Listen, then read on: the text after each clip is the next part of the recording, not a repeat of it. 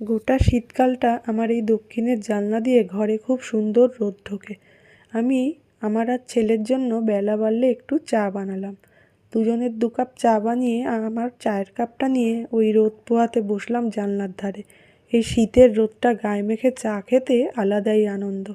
তারপর আবার ছুটলাম রান্নাঘরে, রান্না একটু বাকি রয়েছে। মুগের ডাল ভেজে নিয়ে একটু গাজর, বিনস, ফুলকপি ছোটো ছোটো করে কেটে আমি এই ডালটা বানাই, খুব ভালো লাগে জিরে শুকনো লঙ্কা ফোড়ন দিয়ে। তারপর নামানোর আগে একটু মিষ্টি আর ধনেপাতা কুচি ছড়িয়ে দিই। এরপর ডিপ ফ্রিজে দেখলাম 2 পিস চিকেনের লেগ আছে, সেটা দিয়ে আর কি করি, এইভাবে চিকেন স্টু বানিয়ে নিলাম।